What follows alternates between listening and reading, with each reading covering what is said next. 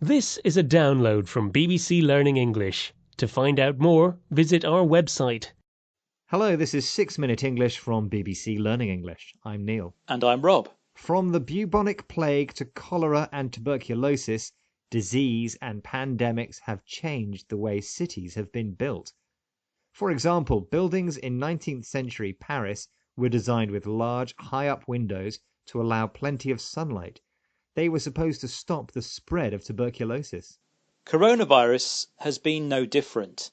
In lockdown, cities from Rio to Barcelona were transformed as wildlife and birdsong replaced the noise of taxi horns and traffic. And with no car pollution, you could even see the stars at night. In this programme, we'll be asking if cities after lockdown will ever be the same again, and if we want them to be. We'll be hearing some ideas from different cities around the world. And of course, we'll be learning some new vocabulary along the way. One of the cities most affected by Covid-19 was Mumbai in India. But approximately how many people were affected? What's the estimated population of Mumbai? That's my quiz question for you today, Rob. Is it A, 15 million people, B, 20 million people, or C, 25 million people? I know Mumbai is an international megacity, so I'll say B, 20 million people. Okay, Rob, we'll find out later if that's right. Now, Beatrice Colomina is a professor of architecture at Princeton University in the United States. She spent years researching the relationship between cities and disease. Here she is talking with Kavita Puri, presenter of BBC World Service programme The Inquiry. Take tuberculosis. Unlike cholera, which was eliminated in London by redesigning the sewage system in the 1850s, TB was airborne. But it became really a problem with the rise of the industrial cities, the metropolis, before an antibiotic was effective. 1 in 7 people on the planet had TB, but in dense cities like Paris, it was 1 in 3. Closely packed tenements meant the disease spread like wildfire, and architects and planning experts responded. Some diseases, like cholera, could be prevented by redesigning cities to improve hygiene, like the wastewater sewers in 19th century London. But the problem with tuberculosis, or TB for short, was that the disease is airborne, carried and spread in the air.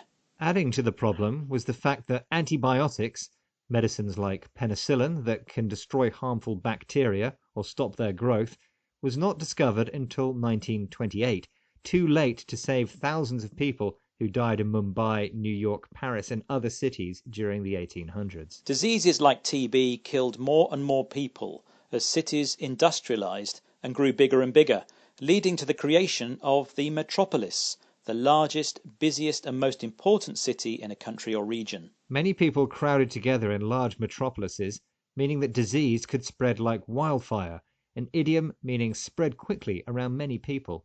Even today, disease is shaping our cities.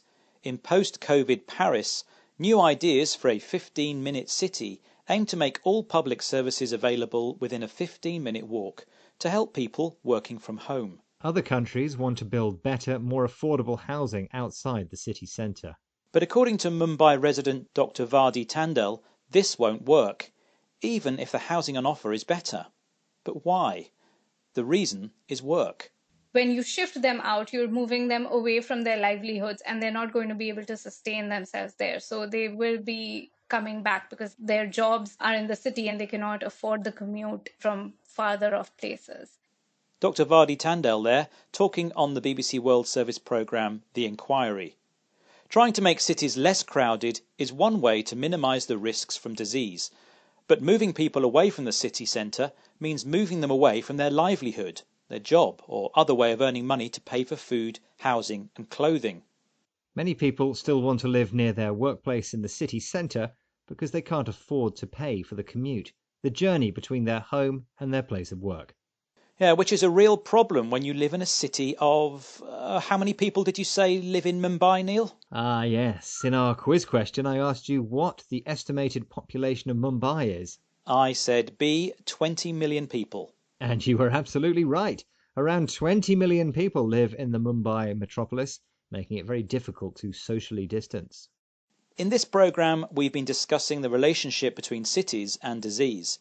In the 1800s, tuberculosis, or TB, killed thousands because it was an airborne disease, spread in the air and hard to prevent. Antibiotics, medicinal chemicals like penicillin, which can destroy harmful germs, couldn't help because they weren't discovered until decades later. So in metropolises, the largest and most important cities where people live, crowded close together, diseases spread like wildfire, an idiom meaning spread widely and quickly. In Mumbai and other places, the problem remains that many people need the city for their livelihood, job, or other way of earning money. So they prefer to live in the city centre instead of paying for the daily commute, a journey often by train, bus or car from your home to your workplace. And that's all we have time for in this programme, but remember you can find more useful vocabulary, trending topics and help with your language learning here at BBC Learning English. Bye for now. Bye-bye.